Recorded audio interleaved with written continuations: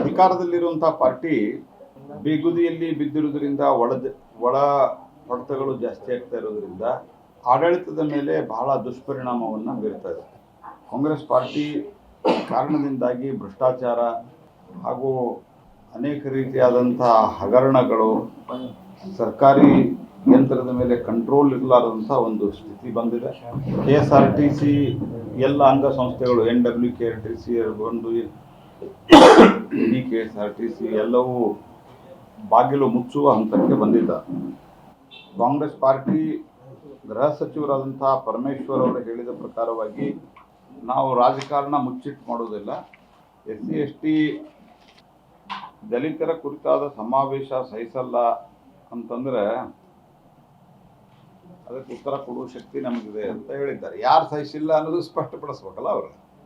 ಮತ್ತು ಕಾಂಗ್ರೆಸ್ ಪಾರ್ಟಿಗೆ ಮತ್ತು ನಾನು ದಲಿತ ಸಮುದಾಯಕ್ಕೆ ಹೇಳೋದು, ಕಾಂಗ್ರೆಸ್ ಪಾರ್ಟಿ ಎಂದೂ ನಿಮ್ಮ ಪರವಾಗಿಲ್ಲ, ಇದು ಯಾಕೆ ನೀವು ಭ್ರಮೆಯೊಳಗಿದ್ದೀರಿ ಅನ್ನೋದು ನಾನು ನಿಮಗೆ ಅತ್ಯಂತ ವಿನಯಪೂರ್ವಕವಾಗಿ ಹೇಳಲಿಕ್ಕೆ ಬಯಸ್ತೇನೆ. ಕಾಂಗ್ರೆಸ್ ಪಾರ್ಟಿ ಡಾಕ್ಟರ್ ಅಂಬೇಡ್ಕರ್ ಅವರು ಸಂವಿಧಾನ ಸಭಾ ಸದಸ್ಯರಾಗುವುದಕ್ಕೆ ತಡೆದಂಥ party.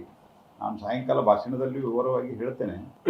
Congress party doctor Ambedkar ಅವ್ರನ್ನ ಅತ್ಯಂತ ಕೆಟ್ಟದಾಗಿ ನಡೆಸಿಕೊಂಡಂಥ ನಾಯಕರು, ಕಾಂಗ್ರೆಸ್ ಪಾರ್ಟಿಯ ನಾಯಕರು ಪಂಡಿತ್ ನೆಹರು ಆದಿಯಾಗಿ ರಾಜೀವ್ ಗಾಂಧಿಯವರೆಗೆ. ಯಾಕೆ ರಾಜೀವ್ ಗಾಂಧಿವರೆಗೆ? ರಾಜೀವ್ ಗಾಂಧಿ ಇದ್ದಾಗ ಅಂಬೇಡ್ಕರ್ ಅವರು ಇರಲೇ ಇಲ್ಲ ಅಂತ ಕೆಲವರು ಪ್ರಶ್ನೆ ಮಾಡಬಹುದು. ಅಂಬೇಡ್ಕರ್ ಅವರು ಇದ್ದ ಸಂದರ್ಭದಲ್ಲಿಯೂ ಸಹಿತ, ಇಲ್ಲದೇ ಇದ್ದ ಸಂದರ್ಭದಲ್ಲಿಯೂ ಸಹಿತ ರಾಜೀವ್ ಗಾಂಧಿ ಕಾಲದಲ್ಲಿ ಭಾರತ ರತ್ನ ಅವರಿಗೆ ಕೊಡಲಿಲ್ಲ, ಲೋಕಸಭೆಯಲ್ಲಿ ಸೋಲಿಸಿದರು.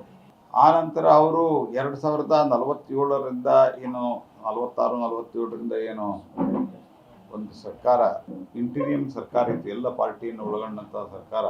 ಆ ಸರ್ಕಾರದಲ್ಲಿ ನೆಹರು ಅವರ ಈ ಸಾಮಾಜಿಕ ಸಮಾನತೆಯ ನೀತಿಯನ್ನು ಸಾಮಾಜಿಕ ಪಕ್ಷಪಾತವನ್ನು ವಿರೋಧಿಸಿ, ಸಾಮಾಜಿಕ ಸಮಾನತೆಯ ಪಕ್ಷಪಾತವನ್ನು ವಿರೋಧಿಸಿ, ಅವರ ನಿಲುವುಗಳನ್ನು ವಿರೋಧಿಸಿ ಡಾಕ್ಟರ್ ಬಾಬಾ ಸಾಹೇಬ್ ಅಂಬೇಡ್ಕರ್ ರಾಜೀನಾಮೆ ಕೊಟ್ಟಾಗ ಅವರ ರಾಜೀನಾಮೆಯಿಂದ ಯಾವುದೂ ನಷ್ಟ ಆಗಲ್ಲ ಅಂತ ಹೇಳಿಕೆ ಕೊಟ್ಟಂಥವರು ಪಂಡಿತ್ ನೆಹರು.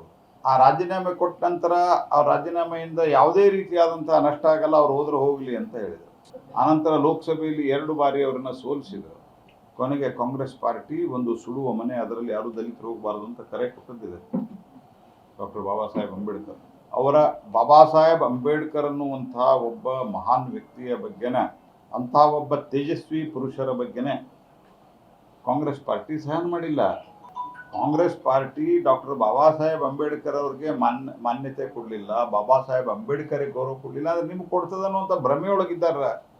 ಇವತ್ತಿನ ಕೆಲವು ದಲಿತ ಮುಖಂಡರು ಅಥವಾ ದಲಿತ ಜನ ಅವರಿಗೆ ಸ್ವಲ್ಪ ಭ್ರಮೆ ಹುಟ್ಟಿಸಿದ್ದಾರೆ. ನಾನು ಅದಕ್ಕೆ ದಲಿತ ಸಮುದಾಯಕ್ಕೆ ನಾನು ಹೇಳಲಿಕ್ಕೆ ಬಯಸ್ತೇನೆ, ಕಾಂಗ್ರೆಸ್ ಪಾರ್ಟಿಯಿಂದ ನೀವು ದೂರ ಬಂದಷ್ಟು ರಿಸರ್ವೇಷನ್ ವಿರೋಧಿಸಿದವರು ನೆಹರು ಅವರು, ರಿಸರ್ವೇಷನ್ ವಿರೋಧಿಸಿದವರು ರಾಜೀವ್ ಗಾಂಧಿ ಅವರು.